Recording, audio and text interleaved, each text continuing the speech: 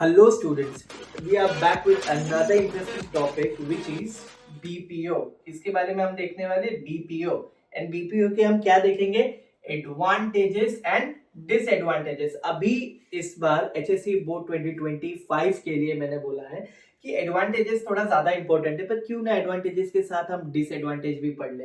Okay, before starting BPO that is business process outsourcing. आपने मेरा outsourcing का short video देख ही लिया होगा, ऑब्वियसली आपने देख लिया होगा। अगर आपने नहीं देखा है तो भी मैं आपको लिंक डिस्क्रिप्शन में दे दूंगा।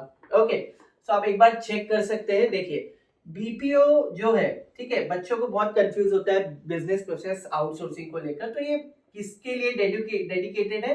कम्युनिकेशन के लिए डेडिकेटेड है। यानी जो लोगों का कम्युनिकेशन या स्पीकिंग स्किल बहुत अच्छा है, प्रॉपरली अच्छी कन्विंसिंग पावर बहुत स्ट्रांग है, उनके लिए, ऐसे एम्प्लॉयज के लिए बीपीओ बना है। और इसके लिए कोई एज सच क्वालिफिकेशन नहीं लगता।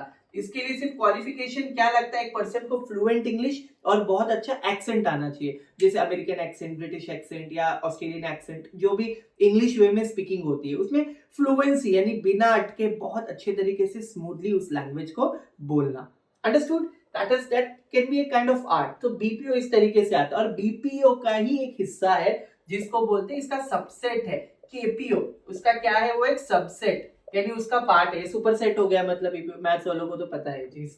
तो इसी का पार्ट है केपीओ। केपीओ एक नॉलेज प्रोसेस यूनिट है। क्या है? नॉलेज प्रोसेस आउटसोर्सिंग या यूनिट, जो भी बोलो। ये मोस्टली नॉलेज बेस है, यानी वो लॉयर, इंजीनियर, डॉक्टर, ऐसे लोग इसमें आते हैं। तो हमें उस पर ज्यादा हाईलाइट नहीं करना है। हमारा जो मेन टॉपिक है that is BPO.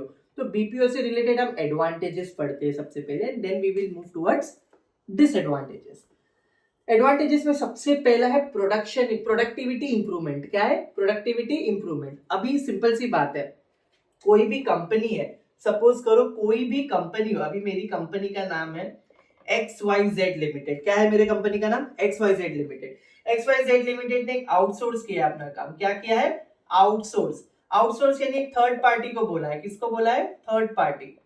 Third party को मैंने अपना कौन सा काम सौंपा है? Non core activity.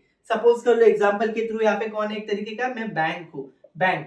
तो बैंक के थ्रू मेरा जो कस्टमर केयर वगैरह वाला जो काम है वो मैंने किसी और को सौंपा है। जो कस्टमर केयर वाला जो काम है, ठीक है, कस्टमर केयर जो काम करते हैं ना, वो वाला काम मेरा एसबीआई बैंक है। तो एसबीआई बैंक में कस्टमर केयर वाले जो होते हैं ना, वो एसबीआई बैंक वाले के नहीं होते, वो थर्ड पार्टी के होते हैं। किसके होते हैं? Third party. क्योंकि आपके एसबीआई बैंक, आईसीआईसीआई जो भी बैंक है, ये लोगों ने अपना उस काम को आउटसोर्स किया होता है ताकि वो अपने मेन एक्टिविटी पे फोकस कर सके, है ना। तो कस्टमर केयर वाला काम, कम्युनिकेशन वाला काम है, वो दोनों तरीके से हो सकते हैं। डोमेस्टिक, जहाँ पे हमारी लैंग्वेज बोली जाती है, और इंटरनेशनल, जहाँ पे भार्गव या दूसरों की फॉरेन लैंग्वेजेस बोली जाती है। अंडरस्टूड?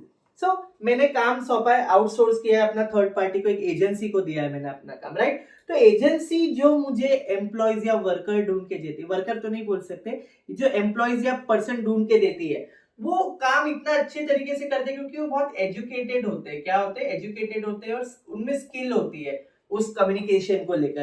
एजुकेटेड यानी बहुत सारा ऐसा प्रोफेशनल एजुकेशन नहीं, एक formal education, 12th graduation, okay. तो एजुकेटेड होते हैं नॉर्मली, और उनकी स्किल अच्छी होती है इंग्लिश स्पीकिंग की। तो ऐसे एम्प्लॉय देते, तो 8 घंटे जो वो काम कर रहे हैं, 8 घंटे में पूरा 8 घंटा बहुत अच्छे से काम करते, तो प्रोडक्टिविटी, बिना टाइम पास किए अच्छे से काम करते, तो ऑर्गेनाइजेशन के लिए ये बहुत अच्छा हो जाता है। ऑप्टिमम यूटिलाइजेशन यानी कुछ रिसोर्सेज क्या होते हैं? स्कैर्सी होते हैं। स्कैर्सी यानी उनकी मार्केट में क्या होती है? शॉर्टेज होती है। Obviously skillful communication skilled person जो होते हैं ना, ऐसे मिलना थोड़ा सा स्कैर्सी भी होता है। हर कोई उतनी फ्लुएंसी से इंग्लिश नहीं बोल पाता बिना फंबल हुए बहुत अच्छे तरीके से, और सामने वाले को उसी लेवल ऑफ इंग्लिश से कन्विंस नहीं कर पाता है, मना नहीं पाता है। तो ऐसे केस में मैं आपको बता रहा हूँ, ऐसे केस में होता क्या है, ऐसे केस में कंपनी जो होती है ऐसे रिसोर्सेज का बहुत अच्छे से यूज करती है, ओके। और ये अच्छी बात होती है ऑर्गेनाइजेशन के लिए। Third is reduction in cost. देखो, अभी मेरा जो बैंक है, हमने एग्जांपल में बोला एसबीआई बैंक। एसबीआई बैंक ने काम किसको सौंपा? एजेंसी को सौंपा, है ना। वो एजेंसी यानी थर्ड पार्टी को। तो थर्ड पार्टी जो भी मुझे एम्प्लॉय दे रही है या जो भी लोग दे रही है, उसमें मुझे खर्चा कम लग रहा है मार्केट के हिसाब से। सपोज करो मैं मार्केट में ढूंढने जाता है एज एसबीआई बैंक, तो मुझे एक पर्सन को 25,000 सैलरी देनी पड़ती है। वही मैंने एजेंसी के थ्रू काम करा, एजेंसी ने 18-20 हजार में मुझे सेम लेवल ऑफ एम्प्लॉय दिया है, उसी लेवल, उसी एजुकेशन के साथ, उसी स्किल के साथ, तो मार्केट से तो मुझे कम रेट पड़े, क्योंकि ये स्पेशलाइज एजेंसी, इनको पता होता है कि कम रेट में अच्छे एम्प्लॉयज कहाँ से लाने।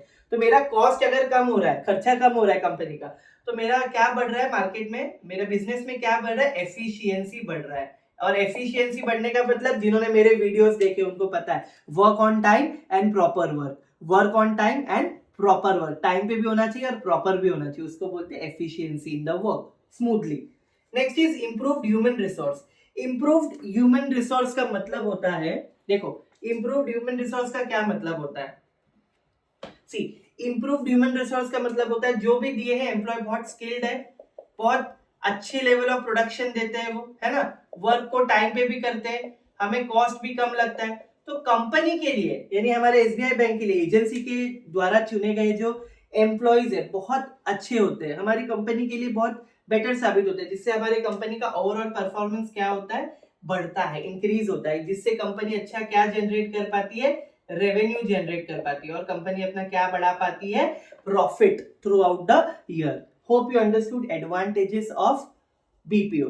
Now we will talk about disadvantages. ये एक बैरियर हो सकता है, बैरियर मतलब रुकावट। कैसी बैरियर, कम्युनिकेशन प्रॉब्लम। कभी कभी ऐसा होता है कि सपोज करो हम किसी से बात कर रहे हैं, कम्युनिकेट कर रहे हैं, ठीक है, तो जो पर्सन कम्युनिकेट कर रहा है, तो ऐसा भी हो सकता है सामने वाला जो वेंडर है, ठीक है, वेंडर और क्लाइंट के बीच होता है ये, ठीक है, एक बायर हो सकता है, एक सेलर हो सकता है, क्लाइंट हमारा बायर है, वेंडर कौन है, सेलर है, ओके। तो ऐसा हो सकता है मैंने जो इसको बात बोली है, ठीक है, तो वो क्या कर सकता है, उस बात को मिसकम्युनिकेट।